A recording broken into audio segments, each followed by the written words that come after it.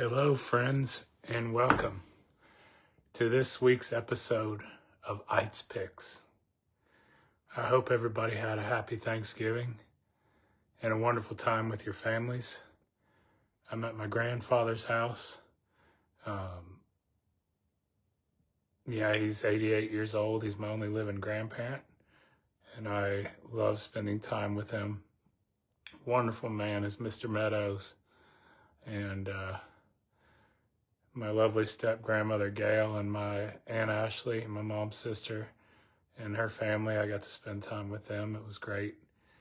I hope y'all had a great Thanksgiving.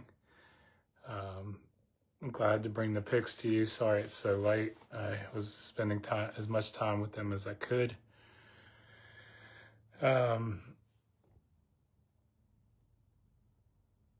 As usual, Ayt's Bite and history. But first, no coffee tonight. I had it earlier. It's too late for coffee. This is one of the very few times where you won't see me drinking coffee during the picks.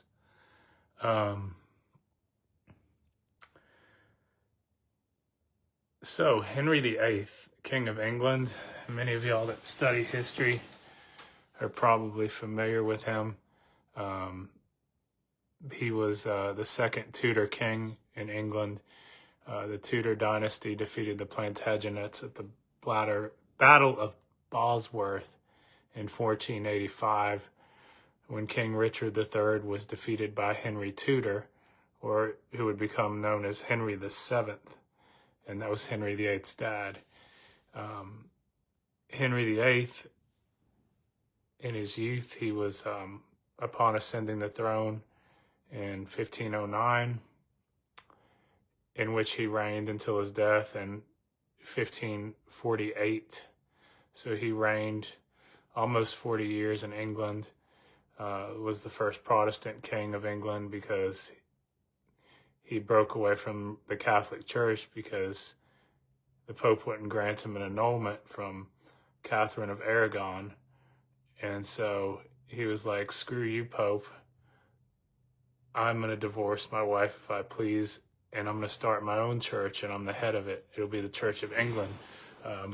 But anyway, I can go on and on about Henry VIII, but in the spirit of Thanksgiving, I thought it would be good to talk about gluttony because Henry VIII, man, that dude was a pig. Like, he was also a narcissist, obviously. He thought of himself as higher and mightier than anyone in the world, especially since he didn't have to be allegiant to the Pope or anything like that, as most monarchs respected the Pope as the head of the church, and of course he made his own. So he wasn't basically answerable to anyone except God. And so he would make these theatrical performances out of food.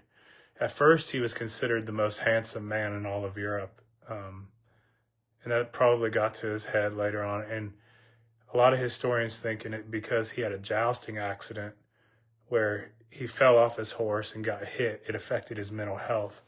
So he got gluttonous and let all the power go to his head.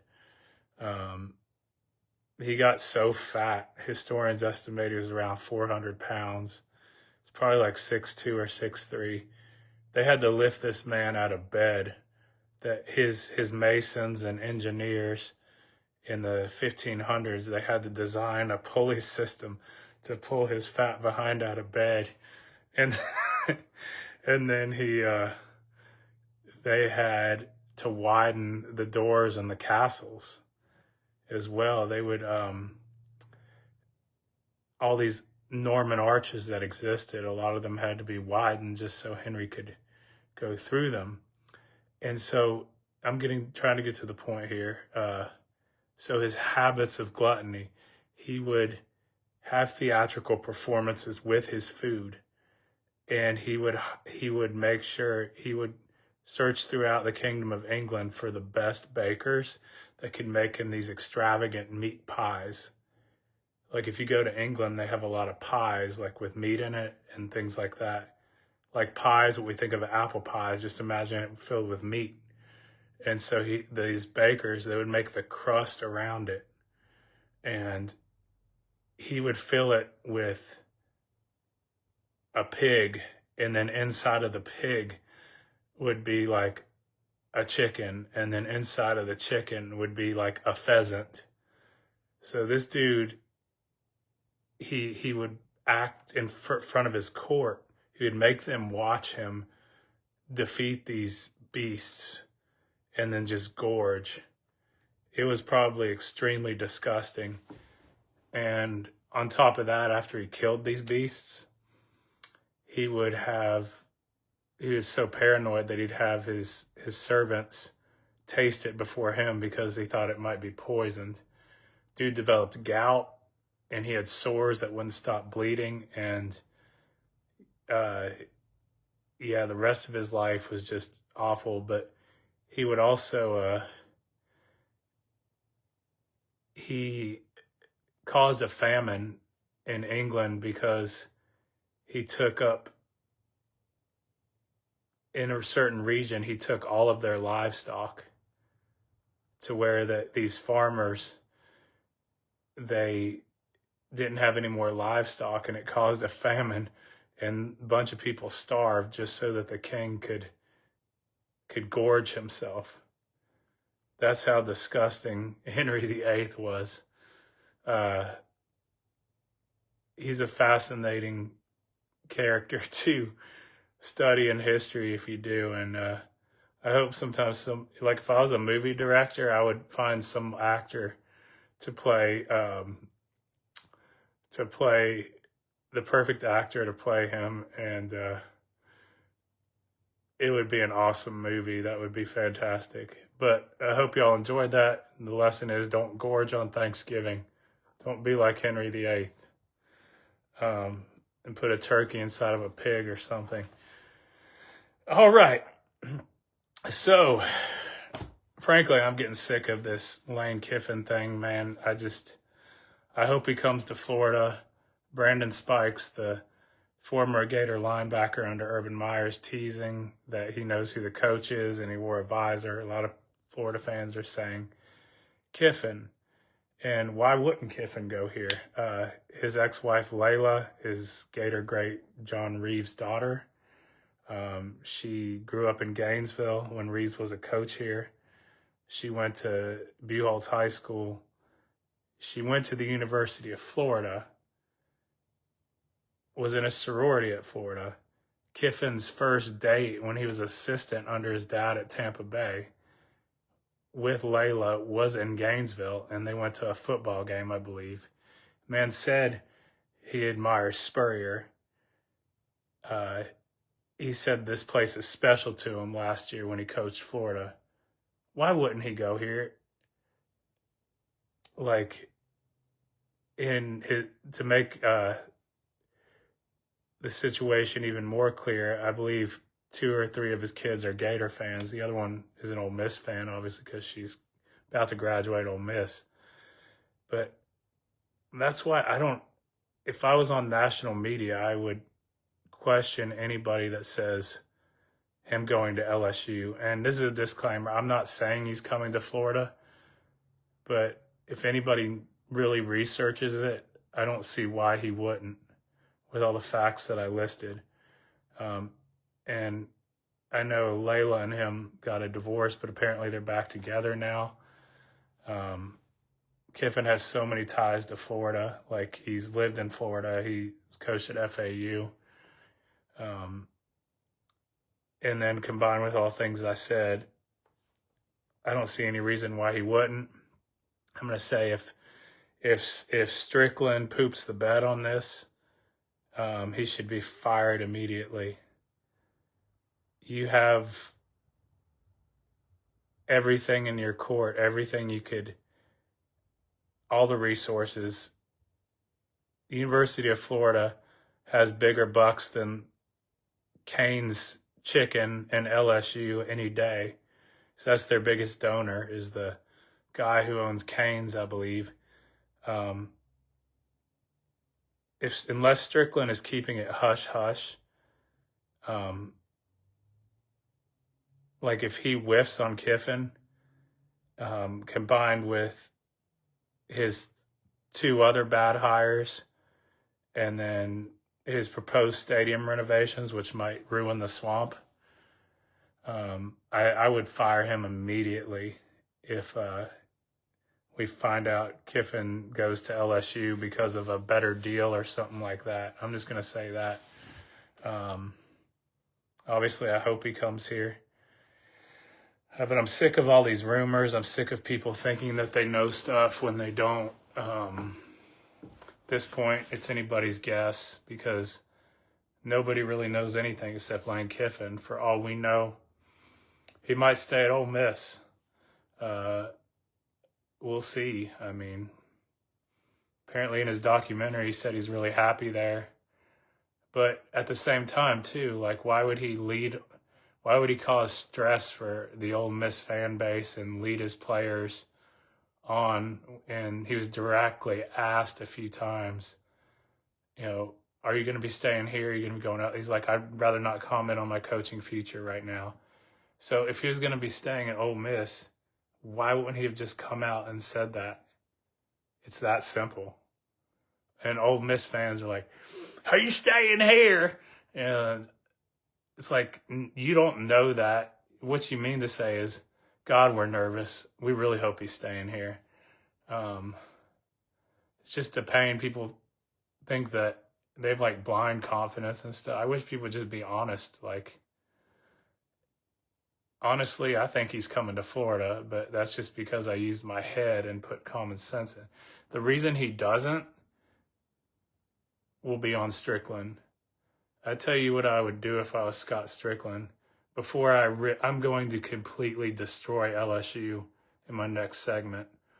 Like, completely. I cannot stand Louisiana State University. So it's going to be nasty. But before I do that, Strickland should fight for Florida nationally. He should say, LSU, we have deeper pockets than you. Just back off. I'm telling you right now, you are not getting Lane Kiffin unless he chooses, for some reason his heart is there, but he has no ties to there. So I'd say, LSU, just walk away. You don't want any of this. And I would make that public. I would say, whatever offer you have, we're going to match that and we're going to exceed it. So just walk away and back down in your Bayou cesspool that you have. That leads me to my next point. Since when did LSU become a good program? It's because Nick Saban laid the groundwork there. That is the only reason LSU is in this conversation. I don't understand the media love for LSU. This is why, they hate Florida. I think it's because a lot of the media personnel that are my age, in like my dad's generation too, it's people that witnessed Florida in the 90s. So people that are probably like between age 30 and age 80 right now that are in the media.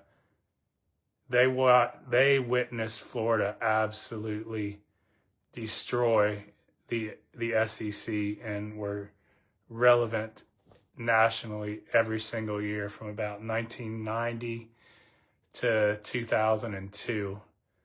The year that Spurrier left is actually after 2001 year, but Florida owned the SEC during that time. The only one that could stand a chance against Florida's claim was Bama. I think they won 2. Florida owned Tennessee. Spurrier was 11-1 versus LSU. So I think that might be part of the reason why they hate Florida,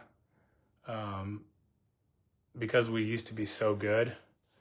And plus we win everything else. great in other sports. How many people can say that they've won multiple titles in football and basketball? I think Florida's the only school to do that. So you're either a football school or a basketball school. We're the everything school. And that transcends into academics too. We're top 5 in the nation every year. They're jealous of us. They really are. And now I'm going to throw haymakers at LSU. LSU is the dumbest ass school in the nation, in the SEC. They rank at the bottom. Like, the only schools that are dumber than them are the Mississippi schools and Arkansas. And I think that goes back and forward. I know a kid these days wouldn't, especially with NIL, might not care about that. But, I mean, what prestige does LSU have? Like, who would want to go to Baton Rouge in a swamp-infested, malaria-infested place that has high crime when you could go to Florida and be less than 60 miles from the beach and have elite talent everywhere? LSU is a second-rate program. The only reason they're even relevant is because Ed Ogeron caught lightning in a bottle with Joe Burrow. Saban coached there. That's obviously why they won one of their national championships. And then Les Miles got lucky because LSU lost 2 games and still was able to compete for a national championship in 2007. LSU ain't that special, man. And their stadium is the most overrated stadium I've ever been to. Like, I've gone there twice now, 2007 and then this past year. And I remember thinking, man, is this a joke? On 3rd down, 4th down, even Florida went for it. And I was like, my ears aren't ringing. I hear noise, but it's not like these media kiss butts make it sound. Tennessee is louder. I think Texas A&M might be louder, and the Swamp's definitely louder. I just don't see the value in why anybody would go to LSU and why there's a media frenzy with them. They have rude fans. Like, their fans will threaten you. Like, they aren't nice. Like, they're arrogant. They think they're better than what they are. They're just a bunch of dumb, inbred rednecks. I mean, that's not all of them, but that's a lot of them.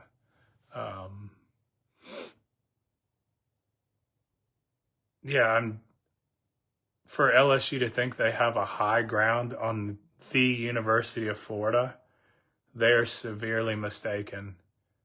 And if I was AD, I would say that stuff publicly.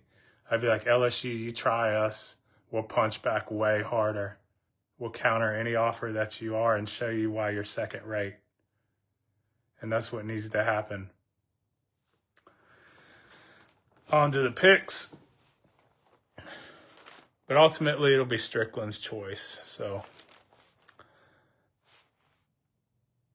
and the only reason they're in it is because the media wants them to be. Because they somehow love LSU, they love Georgia, they love Bama. Those 3 programs cannot do any wrong. I understand the Bama love, but not the other 2. So for the Friday picks tomorrow, we've got the Egg Bowl. Apparently Lane Kiffin's going to make a decision after this about his future. And it makes you wonder, like, how much of a distraction it could be for him. Mississippi State, they go to Starkville with the noisy cowbells and all that. That's a crazy environment, I'll tell you that. I went there last year. The fans aren't really noisy, but my ears were ringing after the game because of the cowbell. That place is unique for sure. If you ever get a chance to go watch a game in Starkville.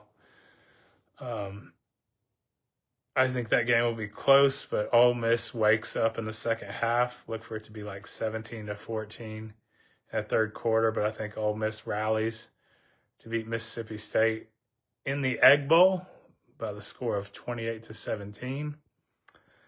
Lane Kiffin announces he's going to Florida. Hopefully. Fingers crossed. Number 2, Indiana plays Purdue. I think Indiana will get beat. If they were in the SEC, that not tomorrow, but in the playoff, I think they'll get beat. If they were in the SEC, they'd have 3 or 4 losses guaranteed. I don't care how good of a coach Signetti is, you can't take that beating. Playing an SEC schedule all year long, you're gonna lose a game, and I think he'd lose multiple. They'll probably get beat by Ohio State next week, but I got Indiana in this one by the score of 56-10 over Purdue. Indiana plays the weakest schedule in the nation, so don't be surprised if anything I said about them just getting destroyed next week by Ohio State and losing the first round of the playoffs happens, because you can't go from that weak of a schedule to becoming a legit contender once you face better teams.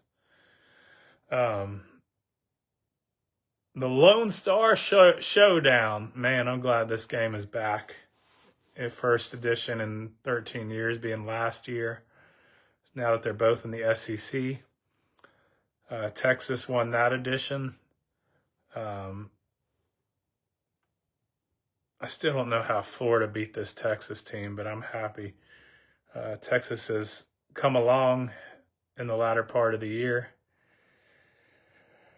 They're playing in Austin, which honestly is loud. I was surprised actually at how loud Ole Miss was when I went.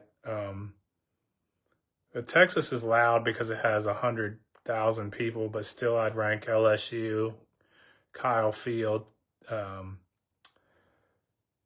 Tennessee in the Swamp ahead of them. I'll have my noisiest stadiums like I do at the beginning of the year, every year, next year. But I'd probably put Ole Miss on par with Texas in terms of being loud. But, I mean, Texas can be an intimidating place to play because of so many people. But I think A&M is too good this year. They're a legit playoff team. And they're undefeated. I know anything can happen in rivalry games, but I think A&M is too complete of a team. I think Arch Manning keeps Texas in this game. Look for it to be close until the fourth quarter. And I think late in the game that Texas A&M will pull away from Texas. I'm going to say it's going to be a 34-27 game. Texas A&M will beat their rivals in Austin. This game is branded clean, old-fashioned hate. If you would have asked me, like, probably 4 or 5 weeks ago,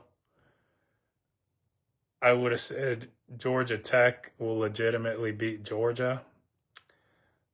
But I don't know. I'm not so sure now because Georgia Tech has kind of fallen off. They're like the U in terms of, like, everybody earlier this year was like, oh, man, they're legit contenders. But Georgia Tech, like Miami, has lost a few late.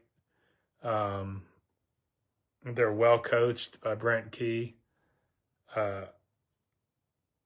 But Georgia is, like Kirby Smart said, you got to kill them to be able to get them to go away. And only one team has done that, and that's been Alabama. I think this is going to be a close game, especially since Georgia Tech's hungry for revenge. This game is in Atlanta, at Bobby Dodd Stadium. I think Georgia Tech will be up on Georgia by a score of 21-14 with like 3 minutes left in the game. I'm going to say they fumble, as Georgia always does. They come back and score like I'm going to say with like 10 seconds remaining. Kirby decides to kick it to go tie it up and to go into overtime. And I'm going to say the kick gets blocked. And it's going to be a classic game in this rivalry series. I'm going to say Georgia Tech upsets Georgia by the score of 21-20. And honestly, I'll get into it more later, but I think it's going to be a clean sweep tomorrow by the ACC opponents over the SEC. Also, Utah plays Kansas tomorrow. I think they got the late game. I think Utah's fun to watch. I like their coach, Kyle Whittingham. They say he's a great guy. He's one of the longest tenured coaches in this modern era of college football. I think he's been coaching there since 2005. The only one that's been coaching longer than him is Kirk Ferentz at Iowa, and he's been there since like 1998. But you don't get that much more in the modern game. You don't hardly get that anymore. A coach staying at a place for 30, 40 years anymore. So he's an anomaly for sure. Most coaches are out of there in like 5-10 years at most. They'll get better jobs or get fired. But I think Utah plays they play Kansas at Kansas, and I think Utah is gonna spank Kansas by a score of 41-7. For Saturday slate, we've got the game, Michigan versus Ohio State. Michigan's had Ohio State's number the last 3 years. Ohio State can't seem to get the monkey off their back. I don't think that'll change this year. I'm going to say Michigan beats Ohio State at home. They kick a last-second field goal and crush Ohio State's dreams of a perfect season. Of course, Ohio State will make the playoff, and my guess is they'll make a deep run again. Who knows if they're going to repeat, but I think Michigan gets the last laugh on Saturday. And for my second upset pick of the week, I got the Wolverines over the Buckeyes. Number 5, Texas Tech. They beat Country Roads Take Me Home to the place where I belong. West Virginia, Mountain Mama. Okay, I'll stop. But I think Texas Tech beats West Virginia by the score of 34-6. Texas Tech's legit, man. And their coach, he's been in like the Texas high school coaching ranks for like a long time, and he won multiple championships in the state of Texas, and that's as big as football is in that state, high school football. And I can vouch for that. I lived there for 6 years. That's saying a lot. Plus all the money and resources they got there and that oil money. I wouldn't be surprised to see Texas Tech win a natty in a few years. Apparently they have the best NIL, better than anyone else. But I got Texas Tech over West Virginia by the score of 34-6 in Morgantown. A lot of people are saying Jed Fish if we don't get Lane Kiffin. I wouldn't mind that, but honestly, the way Dallas played tonight, I would take Schottenheimer. He's a UF alum too. He played backup to Danny Warfel in the 90s, coaches the Dallas Cowboys. Wouldn't that be a surprise pick? I mean, Dallas is now 6-5, and they're a legit playoff team. And that's the best that fan base has had in a long time. But Jed Fish is what I was is what I was alluding to. He's Washington's coach. He's also a Florida alum. If they beat Oregon tomorrow and we don't get Lane, I think a lot of Gator fans might be excited about the prospect of him coming back. And I don't think he'll beat Oregon tomorrow. I think Oregon is too good. And even though they're playing at Washington, I think number 6 Oregon spanks them by a score of 38-10. See, the thing about Jed Fish is, yes, he knows offense. He's been in a lot of good places, but when his offenses meet good teams, like really good teams, they don't score much. And that concerns me because that's like Billy Napier 2.0. So we'll see. Obviously, the best choice, I think, will be Lane Kiffin. I mean, that's what everybody's hoping for anyway. And I laid out why I think he comes here, so we'll see. Number 8, Oklahoma. They play LSU, that garbage school.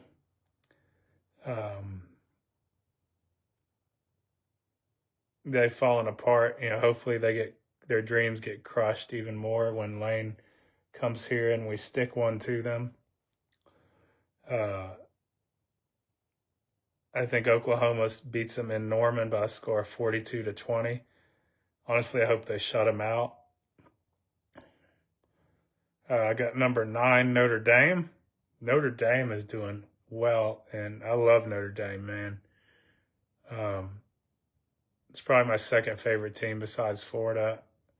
I think it's a Catholic thing, and my dad grew up liking them. Stopped liking them because of Lou Holtz, honestly. He thinks he ruined Notre Dame by taking away what used to make Notre Dame great. I guess the student athletes used to have to pass calculus and a bunch of other things, and Lou Holtz took away a lot of the traditions apparently. So he stopped rooting for him, but I still like Notre Dame. And I think Notre Dame goes into Stanford and crushes them by a score of 61-17. In the Iron Bowl, Auburn's as bad as Florida this year. They fired Hugh Freeze. It's going to be interesting to see who they get, too. I'm going to have number 10, Alabama. I have them beating Auburn by the score of 45-17. It's interesting as DeBoer was been mentioned for the coaching vacancy at Penn State. So I don't know. I don't think he would leave Alabama to go there. That's my opinion. But I mean, I think he's got it too good there. And he's doing well for somebody who's living in trying to fill the shoes of the GOAT in Saban. So, yeah, I admire DeBoer, and I think he stays at Bama. Number 11 got BYU over UCF. Man, Scott Frost, that's one dude, man. He was like at the pinnacle of the hot young coaching search about 10 years ago when he turned that program around. Probably 8 now. It was like 2017. Everybody wanted him. Florida wanted him, but he chose to go to Nebraska. Apparently, he was really close to signing with Florida when we hired Mullen, like before we hired Mullen. But he told Strickland that his heart was with Nebraska, so he'd rather go there. Just imagine how things would have been if he'd have come to Florida. I don't know, we might have been terrible, but he ain't doing so well his first year at UCF after they rehired him, but that could change. I think UCF is like 3-7 or something like that, 3-8. They're as bad as Florida. They could probably beat Florida, to be honest. But I got BYU over UCF in Orlando. Or sorry, it's in It's in BYU. I got BYU about a score of 48-21. Number 12, the U. Miami. They play Pitt. This one could get interesting because Pitt has a great offense. And you know who coaches their offense? Kerwin Bell's son, Cade Bell. Kerwin Bell being the Florida quarterback in the mid to late 80s. His son, he coaches at Western Carolina now. His son being one of the best young offensive coordinators. That might be a Florida coach you look for in the future, depending on who the next coach is and how successful he is. But he's doing good for Cade Bell is doing good for Pittsburgh for sure. But I think Miami ends up winning this in the close game at Pitt. I think they win by a score of 28-27.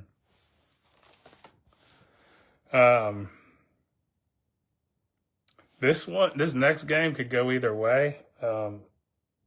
Man, I can't give Clark Lee enough credit for what he's done at Vanderbilt. Like, Florida and Vanderbilt has switched positions in the SEC. Florida is now a bottom feeder. Vanderbilt is climbing the ladder. It could be because of Diego Pavia.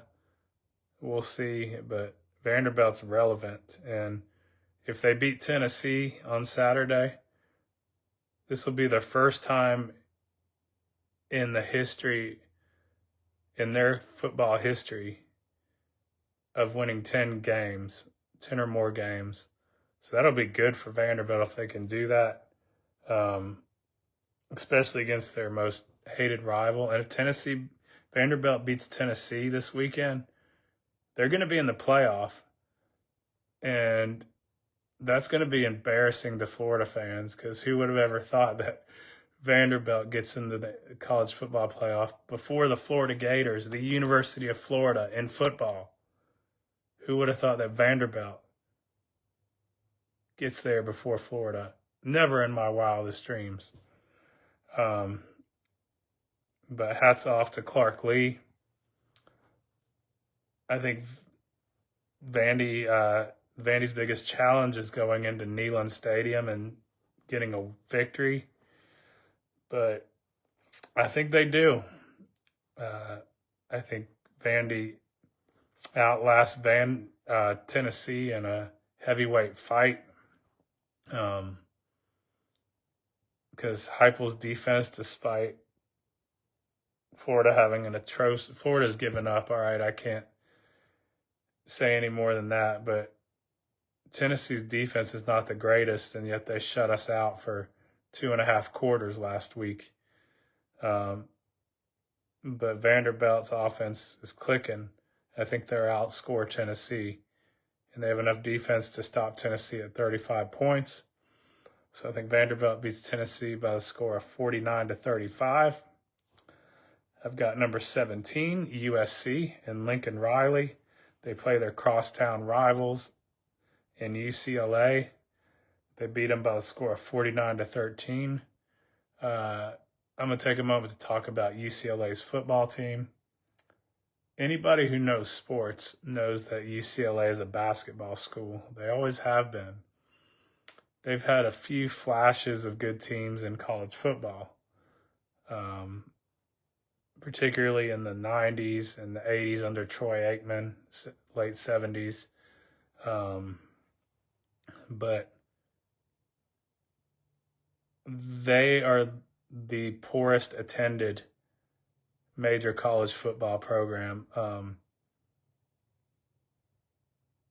And it's just announced that they're going from the Rose Bowl to the Raiders Stadium, or not the Raiders Stadium, the Chargers and the Rams Stadium in LA. And apparently that's going to be even worse attendance. And to leave an iconic venue like the Rose Bowl, like, why would you do that? Like, that's a move a lot of their program, a lot of the people in their program don't understand, like Troy Aikman as well. It's like, why don't they just get a stadium on campus? More people would probably attend, but like, I mean, that sucks. I would be embarrassed if I was a UCLA fan. It's like, you can't even fill up your stadium for a major game. That's awful. Um, I'll definitely look at getting an on-campus stadium if I were them. I don't think that the solution for that program is to move and share a stadium with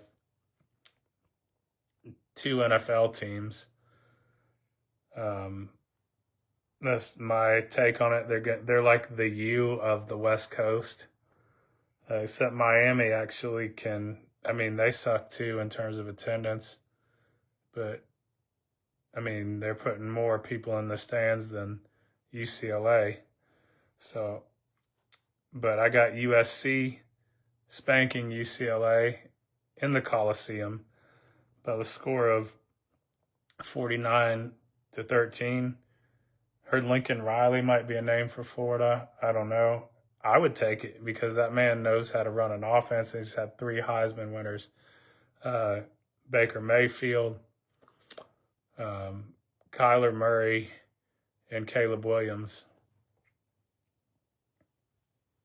And then he coached Jalen Hurts as well. So that man is a quarterback guru.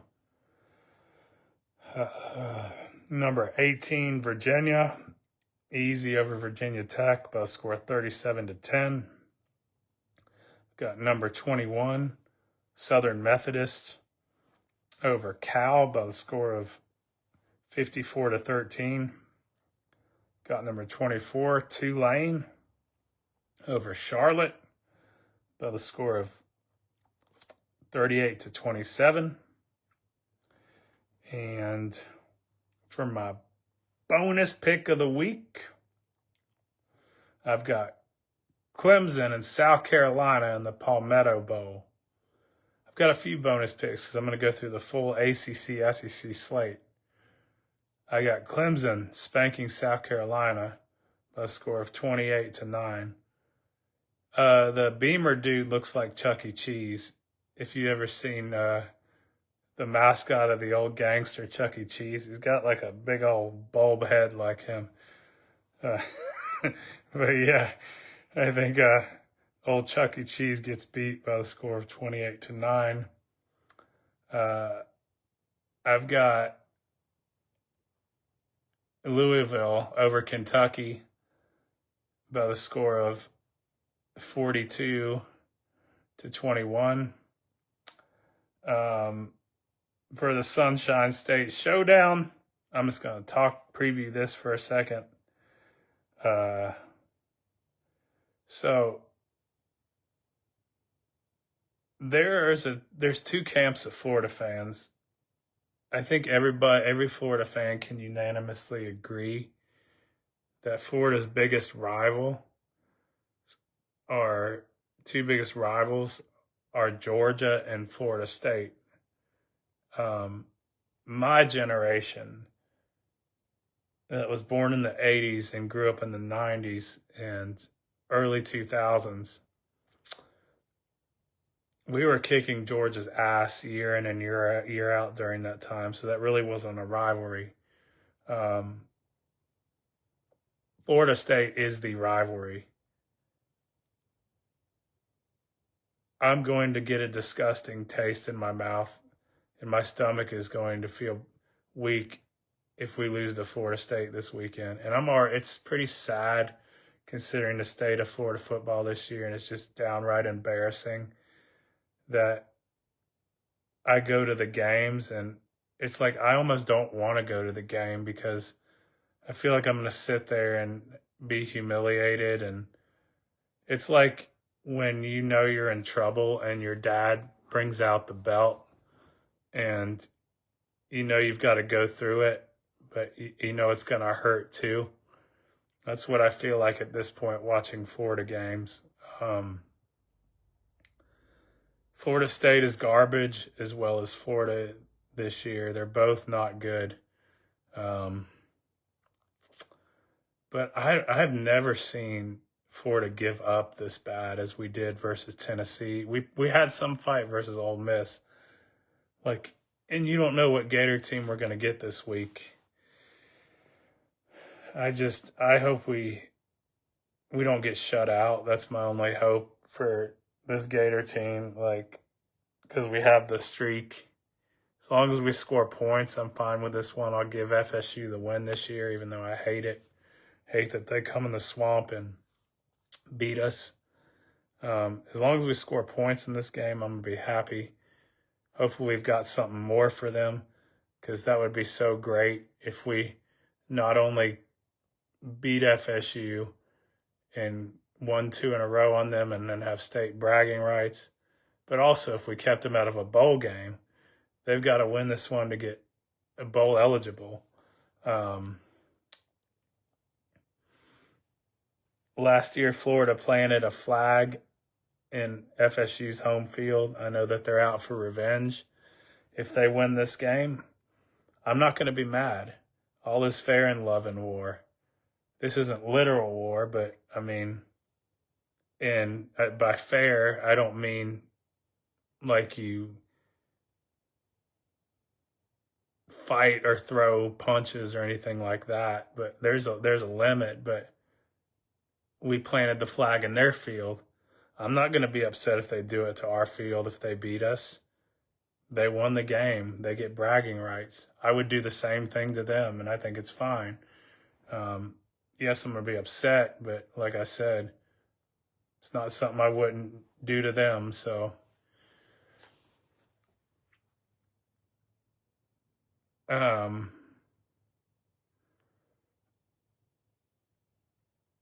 with that being said, Florida State has a pretty good offense under Gus Malzahn.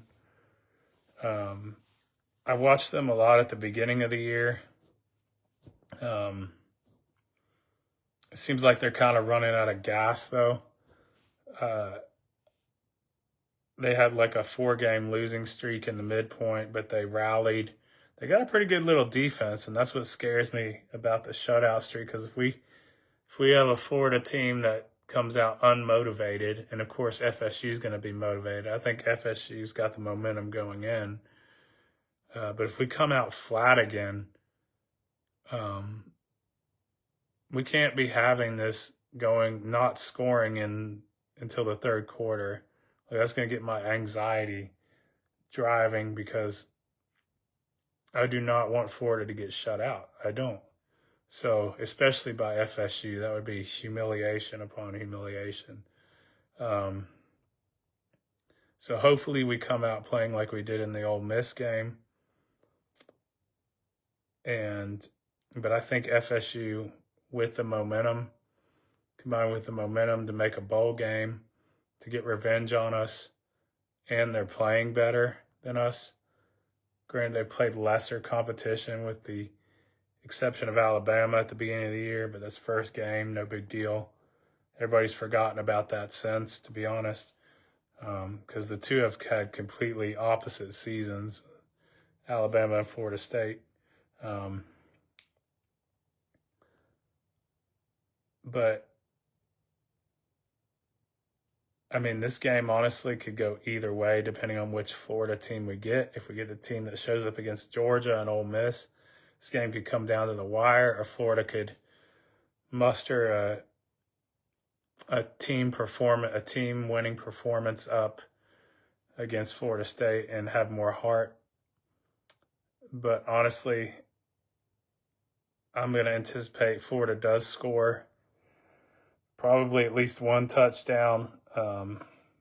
Florida's played better competition, and I think this game will be like 13-17 or 17-13 going into the fourth quarter. I'm going to say FSU is on top. Florida will do something stupid like go for it on 4th and 6 and then run a route where it's only a 5-yard route and we don't get enough yards and then get stopped, or we'll hit a big play that goes for like 50 yards and then somebody will